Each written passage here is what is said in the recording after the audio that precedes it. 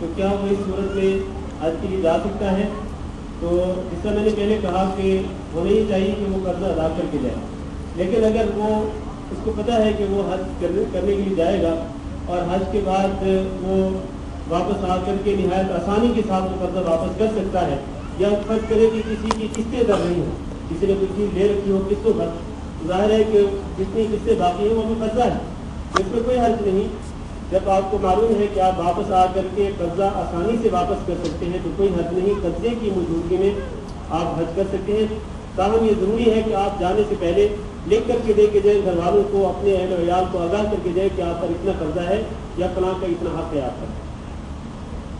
ایک سوال یہ ہے کہ سفر کے دوران ظاہر ہے کہ نامحرم ساتھ ہوں گے، طواف عمرہ میں بھی یہی صورت حال ہوگی، ان سب مواقع پر چہرے پر ہم نقاب ڈال سکتے ہیں؟ میں نے پہلے کہا ہے کہ احرام کے دوران خواتین کے لیے جائز نہیں ہے کہ وہ نقاب اوڑھے، نقاب اوڑھنا ممنوع ہے۔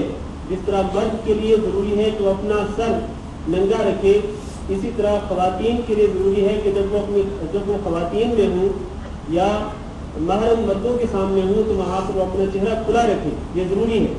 لیکن جب غیر محرم مردوں کے سامنے ہوں گی، طواف ہو یا عرفات، مزدلفہ، منا ہو یا جہاں کہیں بھی ہوں، غیر محرم مردوں کے سامنے وہاں پر اپنے چہرے کو پردہ کرنا ضروری ہے۔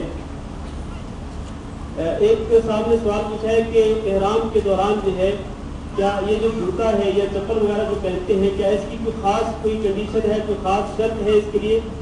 تو دیکھیں یہ جو لوگوں کے یہاں معروف ہے کہ وہ چپل پہننی چاہیے احرام کے دوران اور کوئی جوتا نہیں پہن سکتے، تو یہ بات غلط ہے۔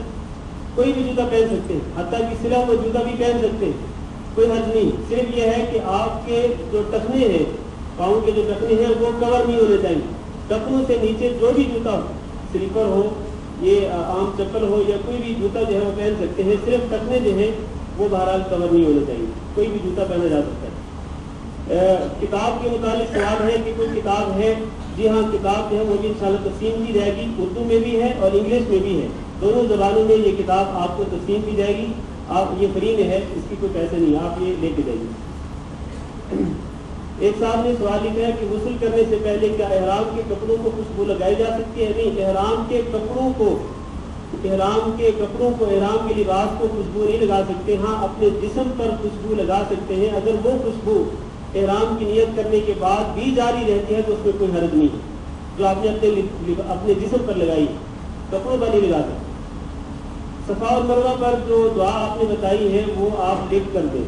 دیکھیں جو کتاب آپ کو دی جا رہی ہے اس کتاب میں یہ دعا لکھی ہوئی ہے، یہ دعا اس میں لکھی ہوئی ہے، تو ساری دعائیں لکھی ہوئی ہیں، تو آپ وہ وہاں سے یاد کر لیں۔ کیا مکہ جانے سے پہلے بالوں کو کلر لگا سکتے ہیں؟ بالوں کو کلر لگا سکتے ہیں، لیکن بلیک کلر جو ہے وہ نہیں لگانا چاہیے، بلیک کلر سے منع کیا گیا ہے، اس سے پرہیز کرنا چاہیے۔ ایک بہن نے یہ لکھا ہے کہ صفا کے دوران سعی صفا کی پہاڑی پر جو مسنون دعا آپ نے بتلائی ہے اس کی طرح وضاحت کریں۔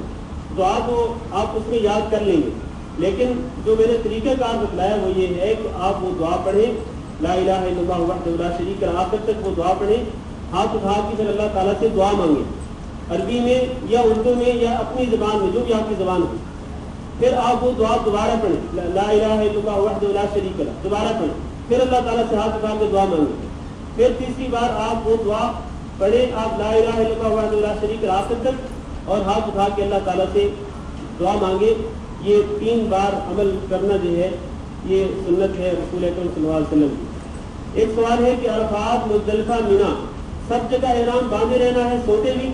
جی ہاں، جب آپ عرفات میں ہوں گے، مزدلفہ، منا میں ہیں، تو احرام کی حالت میں تو ظاہر ہے کہ احرام باندھے رکھنا ہے، احرام نہیں اتار سکتے جب تک کہ آپ احرام کے جب تک کہ آپ احکامات پورے نہیں کرتے، عمرے کے احکامات پورے کر کے حلق وغیرہ کروا کر کے پھر آپ احرام کھولیں گے۔ اسی طرح حج کا بھی احرام ہے، یہ آپ 10 ذو الحج کو جو احکامات ہیں جن کی آپ نے ابھی تفصیل سن لی ہے وہ ادا کرنے کے بعد آپ احرام کھول سکتے ہیں۔ اگر نہاتے ہوئے کوئی بال ٹوٹ جائے تو گناہ ہوتا ہے؟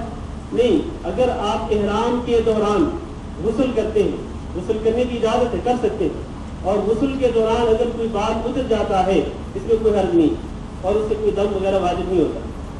خطبہ حج میدان عرفات کے باہر ہوگا، جس طرح مولانا نے بیان کیا ہے کہ خطبہ حج جو ہے یہ میدان عرفات کے باہر ہی ہونا چاہیے، یہ رسول اکرم صلی اللہ علیہ وسلم کی سنت ہے۔ آپ نے خطبہ دیا، دونوں نمازوں کو جمع کیا اور جمع قصر، اور اس کے بعد پھر آپ عرفات کی حدود کے اندر چلے گئے۔ لیکن عملی طور پر آج یہ ناممکن ہے کہ آپ 30 لاکھ لوگوں کو عرفات کی حدود سے باہر روک دیں اور انہیں کہیں کہ آپ عرفات کی حدود سے باہر جو ہے وہ خطبہ سنیں اور دو نمازیں جمع کریں اور اس کے بعد آگے جائیں۔ یہ ناممکن ہے، اس پر عمل کرنا ممکن نہیں۔ لہٰذا آپ جب بھی پہنچے عرفات کے اندر ظہر زوال سے پہلے جس وقت بھی پہنچے، اپنے خیموں میں پہنچے، اگر آپ کو آسانی سے موقع ملے مسجد نمرہ میں جا کے خطبہ سننے کا اور نمازیں پڑھنے کا، ٹھیک ہے۔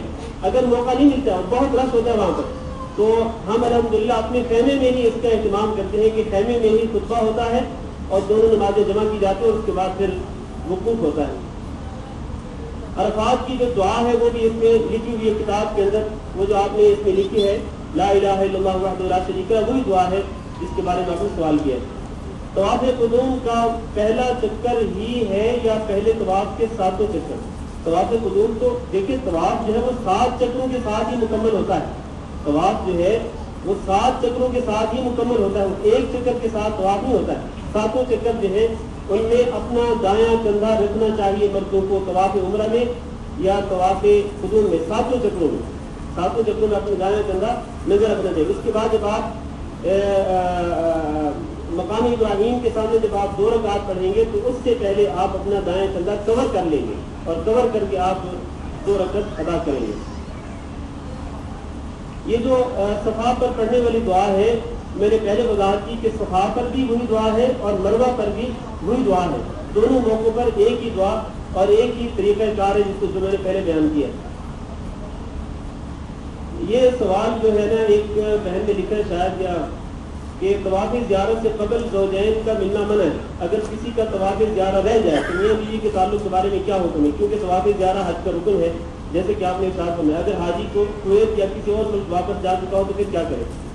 حکم یہی ہے، یہ حکم تبدیل نہیں ہو سکتا ہے کہ طواف افاضہ سے پہلے زوجین کے تعلقات ممنوع ہیں۔ جب تک کہ طواف افاضہ نہیں کریں گے یہ تعلقات نہیں ہو سکتے، اور اگر کوئی شخص طواف افاضہ کیے بغیر چلا گیا ہو اپنے ملک کی طرف، کویت یا اپنے ملک کی طرف، جب تک وہ واپس جا کے طواف افاضہ نہیں کرے گا اس وقت تک اس کے لیے جائز نہیں ہے کہ وہ اپنی زوجہ سے وہ تعلقات قائم کرے۔ ہاں جی، ناخن اور بال نہ کاٹنے کا جو میں نے ذکر کیا ہے احرام کی پابندیوں میں، یہ آپ جب احرام باندھنا چاہیں گے، جب آپ احرام کی نیت کرنا چاہیں گے تو اس سے پہلے آپ ان چیزوں کا خیال کر لیں کہ ناخن بڑے ہوئے تو ان کو کاٹ لیں، ہاں جی، اور بال وغیرہ اگر بڑے ہوئے تو ان کو کاٹ لیں۔ اس کے بعد آپ جب احرام کی نیت کر لیں گے تو اس دوران پھر آپ نہ ہی بال کاٹ سکتے ہیں اور نہ ہی ناخن کاٹ سکتے ہیں۔ کیا پہلے عمرہ اور پھر عاقب الحج کے درمیان جسم سے بالوں کی صفائی کر سکتے ہیں؟ جی ہاں، عمرہ کے بعد اور عاقب الحج سے پہلے کر سکتے ہیں، کوئی حرج نہیں۔ یہ جو سوال ہے کہ جو لوگ بائیر مدینہ کو جا رہے ہیں، پہلے مدینہ جائیں گے تو کیا ان کو عاقب الحج سے قبل عمرہ کی سعادت نصیب ہوگی یا نہیں ہوگی؟ جی بالکل ہوگی۔ جب ہم مدینہ منورہ سے روانہ ہوں گے انشاءاللہ، بائیر حجاج جو جا رہے ہیں ان کے ساتھ میں بھی ہوں گا اور حافظ ظفر صاحب بھی، تو مدینہ منورہ سے جب ہم روانہ ہوں گے مکہ مکرمہ کی طرف تو انشاءاللہ ذوالحلیفہ جو اہل مدینہ کا میقات ہے وہاں سے احرام باندھ کے جائیں گے اور نیت ہماری عمرہ کی ہی ہوگی، وہاں جا کے عمرہ کریں گے، اس کے بعد احرام کھول دیں گے اور آپ الحج کو حج کا احرام باندھیں گے انشاءاللہ۔ دعائیں جو ہیں وہ عربی زبان کے علاوہ کسی بھی زبان میں کی جا سکتی ہیں، کوئی حرج نہیں۔